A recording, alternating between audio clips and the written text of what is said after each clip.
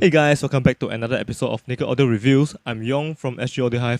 Okay, I'm very sorry we have not been updating regularly for the last 2 months, and of course, from now till the last video is actually a month already. So we have been working on setting up a new camera, a new setup, and also a new audio interface. So to provide a better quality video experience for everyone, and also we are trying to improve our content.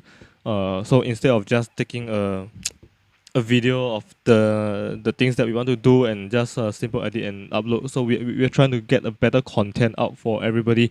So that is what we have been working on for the last few months. And also, we have reached 1K subscribers, so thank all of you for the support. It's greatly appreciated. I do like to mention that previously we have promised that once we have the 1K subscriber, we are going to come up with a PDF with all the pinouts and all the wiring diagrams for audio DIY. So I'll be working on that. It will take quite some time. So do look forward to it. We'll be posting updates here and also on our Facebook and Instagram. So do check them out below. Okay, so we are also working on a tutorial series where you are going to start from zero DIY experience or some sort of DIY experience all the way to be able to build custom IEMs, headphones, and to tune and everything. So we'll go through from start to toe everything that we experienced for the last 10, 12 years of our journey in this audio. So do look forward to it. We'll be starting off, I think, in a week or two, maybe next week. We'll start with tools and material, and then soldering basics and so on, all the way up to custom IEM making, custom job making, and do look forward to it. If you haven't already, if you are new to here, please consider subscribing.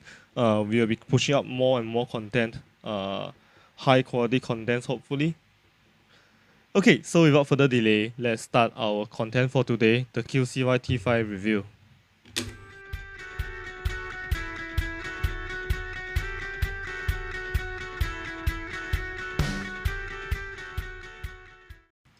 Alright, so we do have a video on the Razer True Wireless here, but the links will be here. And ever since then, we have been using it, and also the QCY T5. I've owned it for a few months already.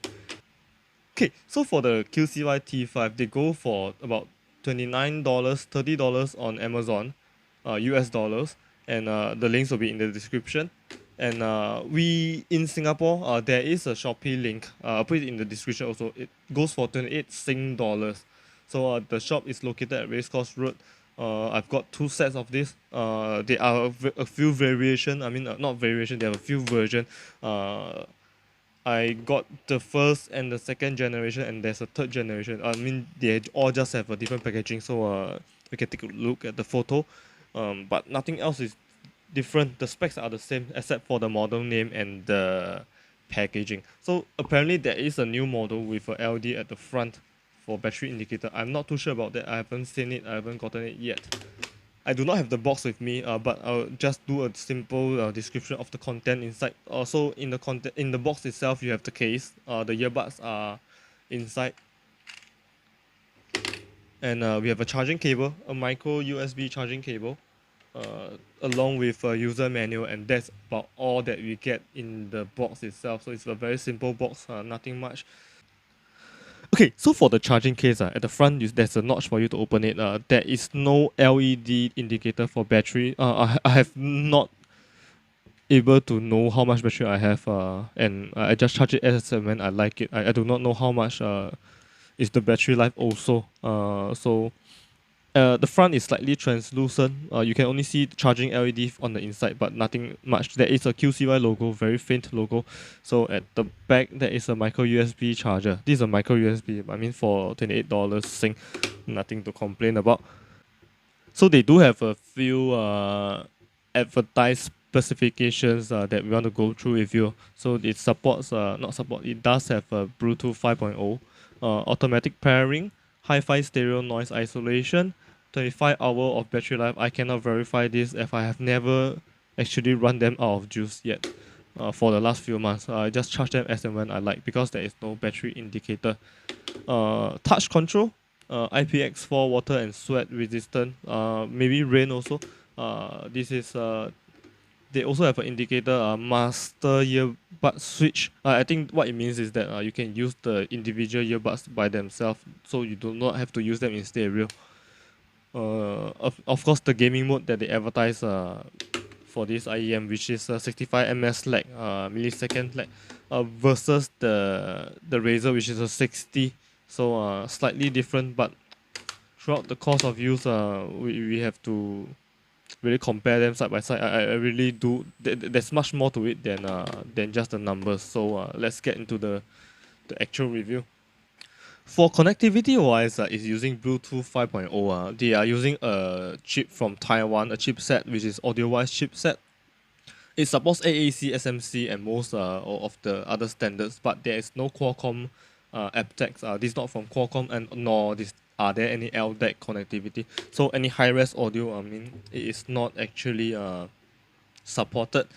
The connection is very stable, much better than the Razer. $140 earbud. It is much better in terms of a connection. So I do get more dropouts from the Razer, randomly dropouts or disconnection and everything. But for the QCY, I do not have such actually not a lot of this kind of problem, and it's a lot better. The connection is more stable. Inside a room, I can use it, and I can leave the room and it's still connected. So I've tested until my corridor for my office, so there is actually a few doors and walls in between. Okay, the dropout rate is very much. If you are using them normally with your phone in your hands, you should not have a worry about it. You are not going to worry about the dropout lags. Whereas for the Razer, there is such a. I get a lot of dropouts even when they are just in my bag, holding it or anything, swinging my arms around. Okay, so one thing about the QCY is that when I use it with my phone in my back pocket, I get a lot of dropouts. Yeah, so the signal is not able to pass through the body. This is for outdoor. There's no way for the waves to bounce around. So one thing to take note, in the front pocket, I get hiccups here and there, but it's not actually a lot to mention as an issue. So we do have automatic pairing. So by the time you open the case and get the earbud to a ear, it is actually connected already and ready to go. So you do have to pair them up first. So after pairing, everything will work perfectly. Okay, so for the design of the case, they are actually quite conventional. It's not like the Razer where they actually swap the left and the right to the user. So for this, on your right you will see the right earbud, and on your left you'll see the left earbud. So what Razer did very well is in this case, so the right earbud and left earbud is swapped. So when facing me, I have to cross my arm to the left side of to pick up the right earbud. But when I pick it up, the orientation is actually correct to just put into my ear. So there is no issue here. And for the left, we just have to twirl it around. But then for the QCY, they are actually using a conventional left-right. So it's true to you. Facing you, the right earbud is on the right side. So when you pick them up, if you can see here, if you're going to pick them up, you have to pick it up this way. And you have to turn them all the way around. So you might drop the earbud in the process. And just to put it in. Okay, so one thing to combat the issue, what I do is we hold it in the landscape, in the portrait format, and just do it this way, and we turn it around and get the other one. So it's not as intuitive, but it works lah, as long as you get used to it. Okay, for the sound quality and isolation, this part for the QCY T5, they advertise it using a 6mm micro dynamic driver. I have yet to verify it because we are looking at quite a big earbud. So if 6mm is true, so it'll be right at the front, and we have the battery at this fat part with all the touch control, and the circuit will be here. So 6mm micro dynamic driver and a earbud style design, of course. You need a proper positioning for the earbud to actually sit into your ear. So for me, when I wear it this way, sometimes there will be a still, sometimes there's not. I do have to wear it like near horizontal for it to actually work properly, to have a proper seal. And this is not a true seal. You are not gonna get 100% isolation because there are sound port at the front, which lets the ambient sound leak in. For the sound signature wise, it's actually quite flat. I mean, if you do not have a good fit, it's going to sound very airy and very flat response. But once you get a proper seal, the bass might sometimes overpower, but it's not as bad as the Razer True Wireless. So overall, I mean, you can still use it, but the detailing is not very good, and the imaging is also not very good. But for $30 TWS IEM, I don't think your use for it will be mainly for audio. The T5 does have IPX4 rating for dust and water resistant. So I mean, you can use it for your running. You can use it in the rain. I mean, hopefully not. And they are still going to hold up fine. I have not opened up the earbud itself. The earbud itself is actually quite sealed up. There's only an opening port for the mic, so that's not going to be much of an issue for water. And there is a touch control advertiser, so it's actually quite hit and miss because a lot of time when I try to touch it, I actually touch the stock, which is not responsive at all. So if I touch the center, it sometimes will register, sometimes it does not register at all. And on and off it's not as intuitive. Okay, for there is a few controls that you can use it out of the box. I mean that's all the control they have. So for the left and the right earbud, some of the functions are different. So to play and pause the music, you double tap on either side of the earbud. If you long press on the right side, it will go forward, and I mean next song lah. You go to the next song, and if you long press on the left side, you go to the previous song. Double tapping on the left side also starts and stops the music. Triple tapping on the left side starts the voice assistant, while triple tapping on the right side gets you into the gaming mode. So you will hear 2 beeps for the gaming mode and 3 beeps to exit. So to exit, you just tap 3 times again. So, sometimes they actually do not register, so we have to do it multiple times.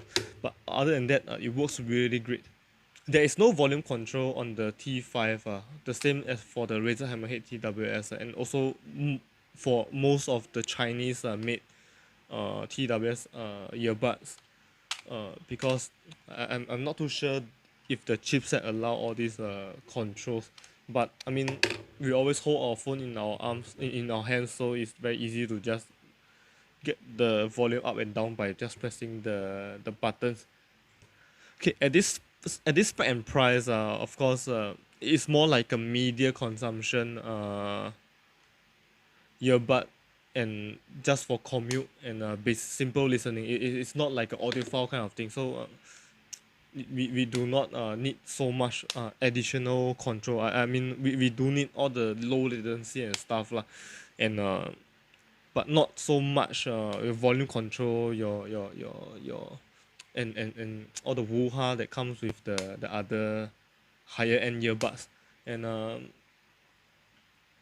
for the battery life wise, it's rated at 380 milliampere hours, so 380 mAh. 25 hours, I have never tried to run it down. It's not possible. I have only once heard the low battery warning on one side, which is after about 4 hours of gaming. I mean, we do not have a long session gaming most of the time, so it should not be an issue. So I mean, it can work independently. So you can use one side for your videos and games. When the battery is low, just swap to the other side, and it will just work as well. But I would rate about the battery life about 3 hours in gaming mode. I think it might be 3.5 hours or more, but I will comfortably put it in 3 hours. Okay, so before I get into the gaming mode, we do have to let you know that the mic on this, while they are very clear, and you can get very good communication across, be it in calls or in games. When you turn on the voice communication in any games for Android right now, it is going to sound very bad in terms of the game music. I have tested PUBG. It's quite okay. We can still get all your things going on, all your left, right, all your shooting direction. They're all correct. But for other games like Mobile Legend, all the MOBAs, we get a very very low quality background music and also the game sound lah. So other than voice, everything is very low quality. It's just like a phone call. It's in mono and no, it's good. The problem exists with the Razer also, and actually exists with every single Bluetooth earbud in the market.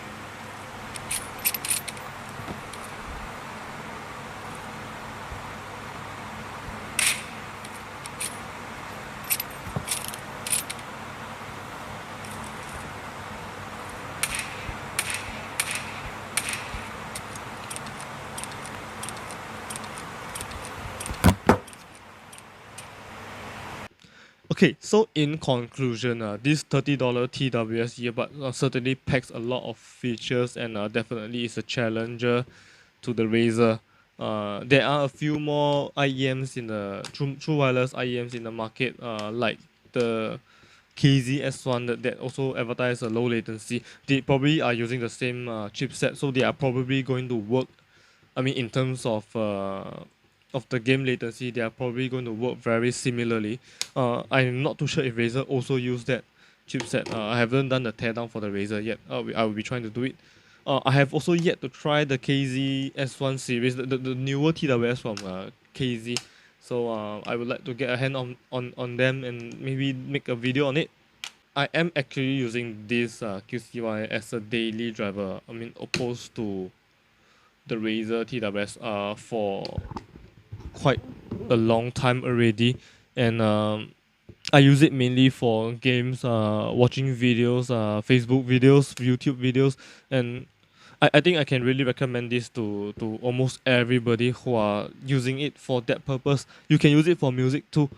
You may like it, you may not like it. This is a very very simple, basic sound quality that you are going to experience. It may be similar or better than some of your wired earbuds, some of the thing that comes bundled with your phone, but I mean sometimes without wire it's actually easier to use on some situation. For example, when you have a sling bag and you want to remove your sling bag and such, so it might be a plus point for you, especially where phones are removing all their headphone jacks. So at $30 US dollars, these are really quite a steal, and I do think we can recommend it strongly if you are looking for that in this kind of budget. But however, if you are looking for audiophile TWS Bluetooth IEM, you can give this one a pass. These are just for entertainment purposes, so gaming and your videos and some light commute listening.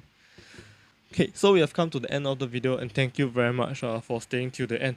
If you haven't already, please subscribe to our channel. We are still growing, we're still coming up with new contents, but it will be a waste if the contents doesn't reach out to more people. So do consider subscribing and helping us to share and let us know what we can do to improve in our further videos. You can follow us on Instagram or like us on our Facebook page. We hope to see you in the next video. So thank you very much again.